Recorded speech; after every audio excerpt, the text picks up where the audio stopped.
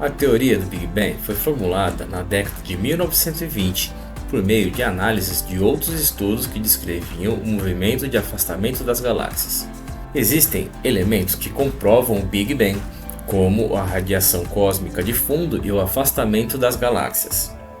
De acordo com essa hipótese, todos os elementos conhecidos e desconhecidos que estão presentes no espaço vieram de um único ponto de altíssima temperatura e densidade infinita, que já era chamado então de átomo primordial.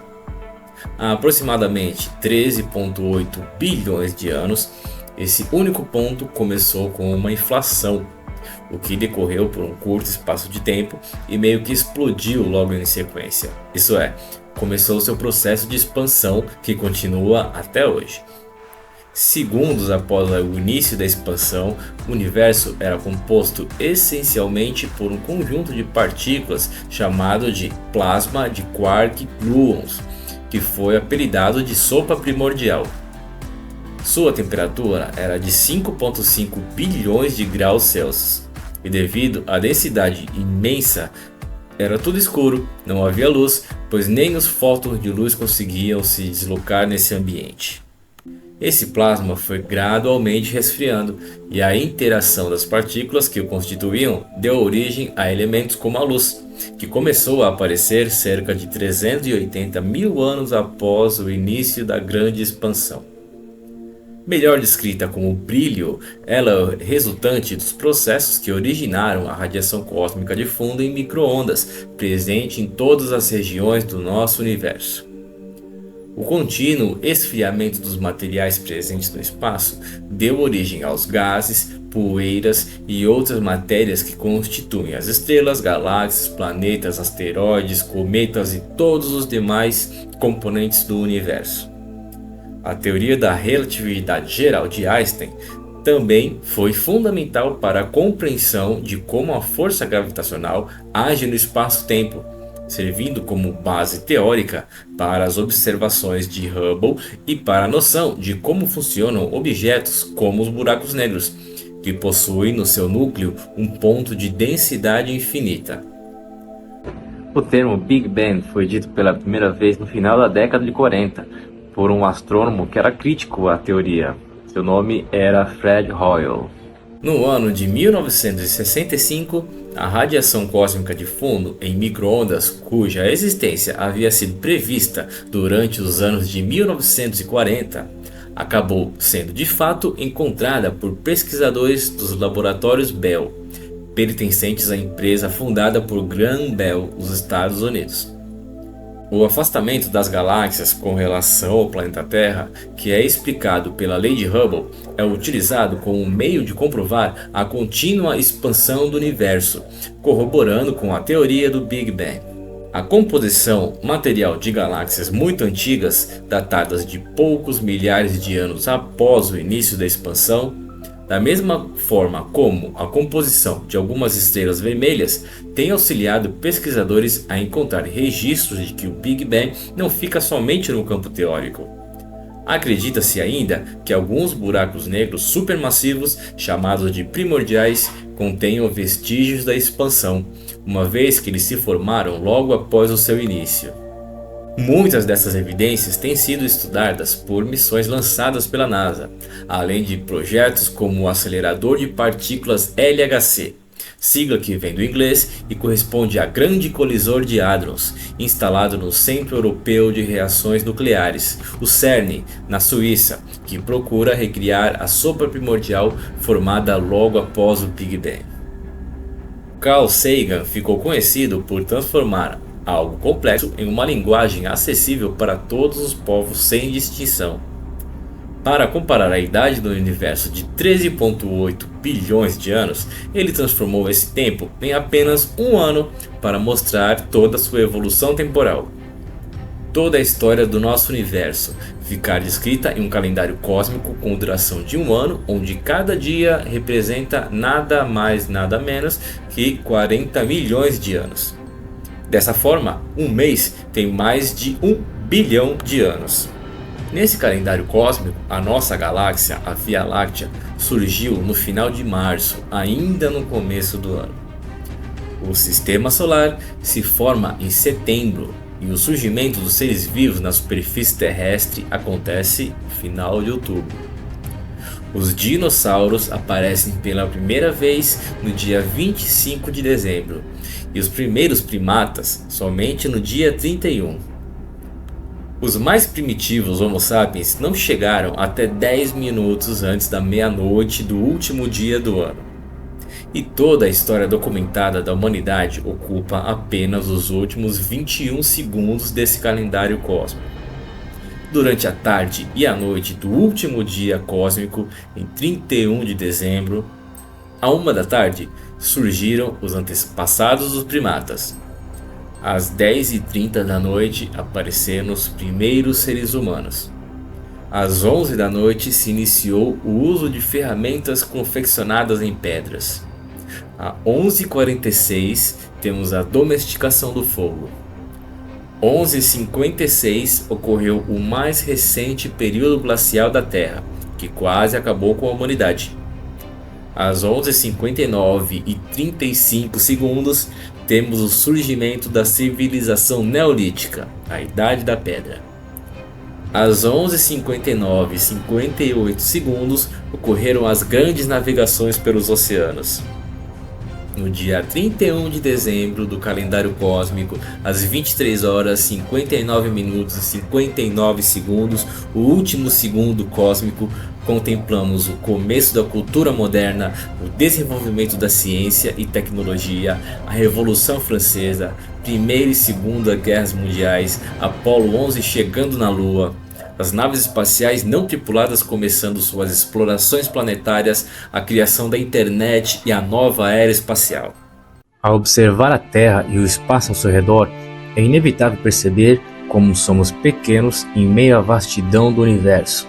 Somos apenas um dos planetas que orbitam o Sol, uma estrela entre tantas na Via Láctea, que, por sua vez, é uma galáxia entre trilhões no universo.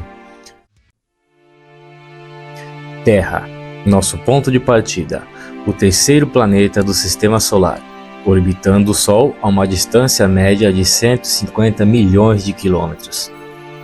O Sistema Solar tem um diâmetro de 2 anos-luz, e o sistema estelar mais próximo, Alpha Centauri, fica a 4,2 anos-luz de distância. Isso parece muito, mas é irrelevante comparado até com o braço de Órion, nossa região dentro da Via Láctea. Nossa galáxia tem entre 100 e 200 mil anos-luz de diâmetro. De acordo com as estimativas de hoje, ela contém 200 a 400 bilhões de estrelas. Ela faz parte de uma região que contém 30 galáxias, chamada de Grupo Local. Além da Via Láctea, pertence a um grupo local as galáxias de Andrômeda, do Triângulo, das duas nuvens de Magalhães e várias outras galáxias de menores dimensões. Essa região inteira contém cerca de 10 milhões de anos-luz de diâmetro. Sabe-se que a Via Láctea, junto com o grupo local, está dentro de um superaglomerado maior, chamado de superaglomerado de Virgem. Essa região possui 201 milhões de anos-luz de diâmetro. Este superaglomerado contém cerca de 100 grupos e aglomerados de galáxias, e é chamado assim por estar na constelação de Virgem. Nosso grupo local está localizado perto da borda do superaglomerado.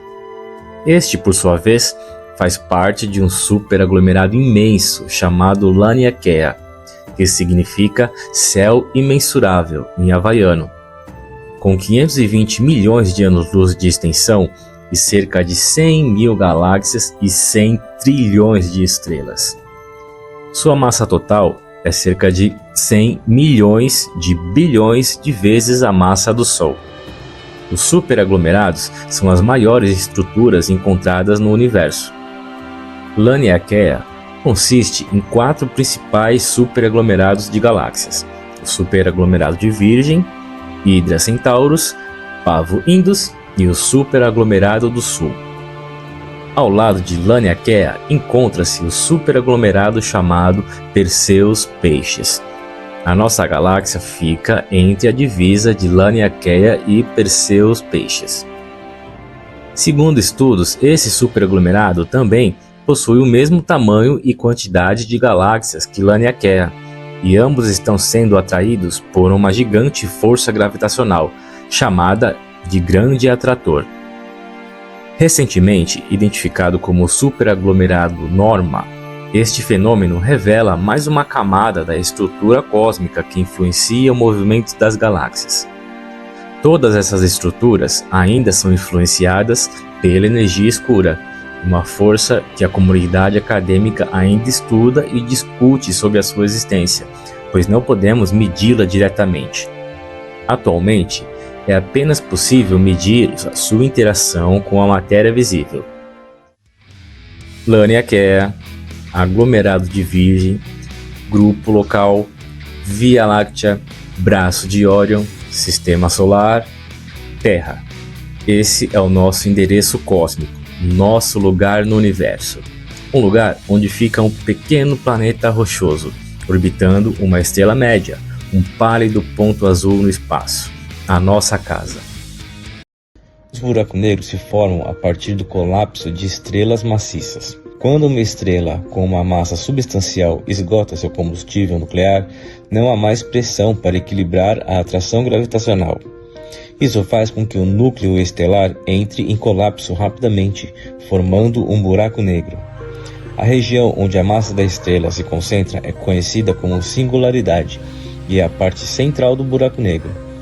Existem 3 tipos principais de buracos negros: os buracos negros estelares, formados a partir do colapso de estrelas maciças.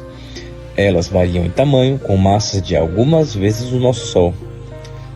Existem também buracos negros intermediários, que teoricamente eles são buracos negros com massas intermediárias, maiores do que os buracos negros estelares, mas menores do que os supermassivos. E por fim, buracos negros supermassivos são os gigantes do universo. Eles podem ter massas equivalentes a 1.000.000 ou bilhões de vezes a massa do Sol. Muitas galáxias, incluindo a Via Láctea, abrigam buracos negros supermassivos em seus centros. Os buracos negros são notáveis por suas propriedades únicas, como por exemplo o horizonte de eventos.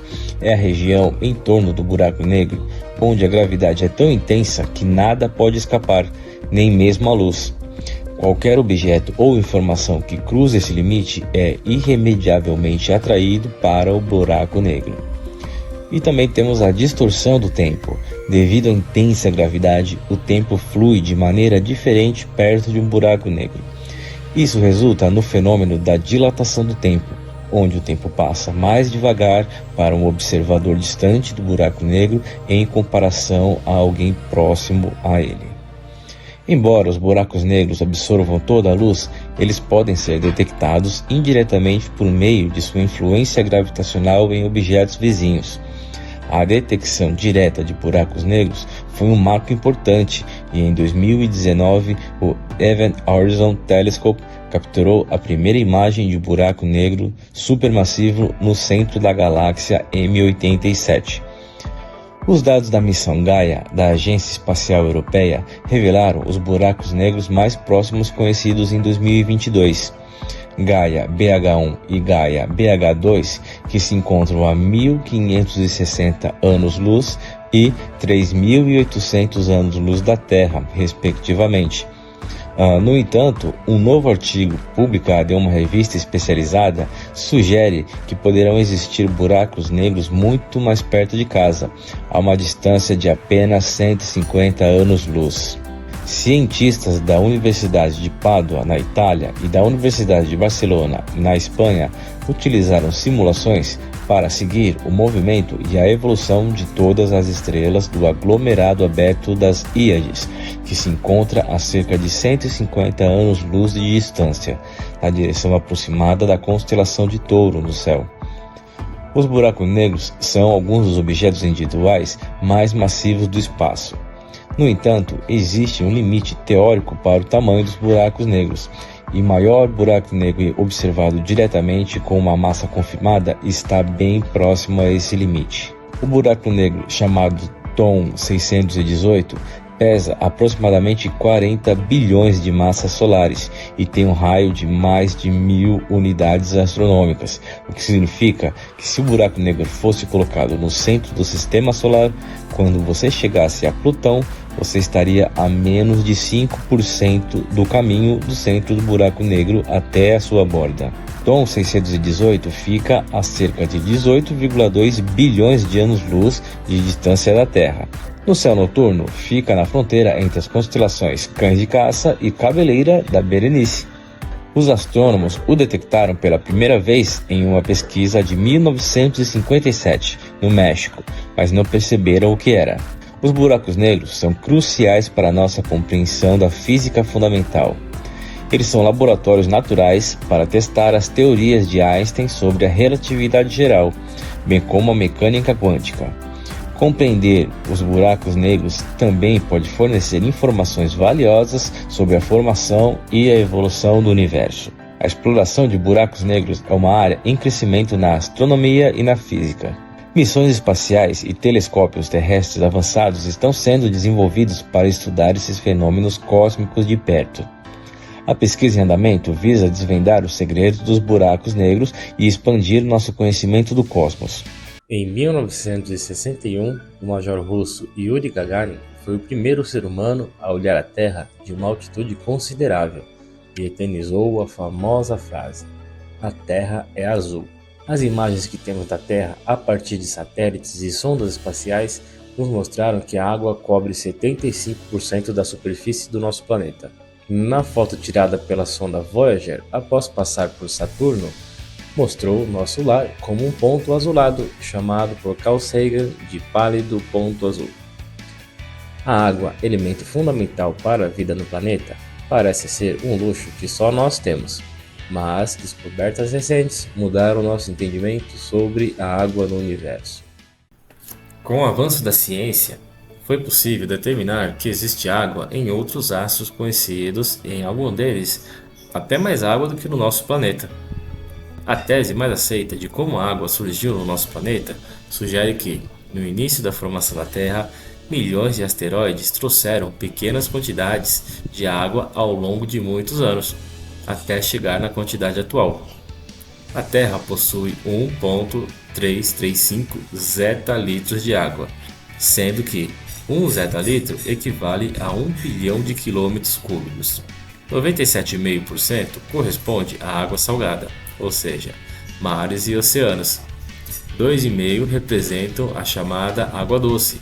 Sua maior parte está em forma de gelo nas calotas polares e geleiras, enquanto há também uma menor parte presente no permafrost, que se baseia numa camada rasa do bioma da tundra, vegetação típica de áreas frias, que conserva a água congelada. Mas esse não é o único lugar do sistema solar onde a água já foi encontrada.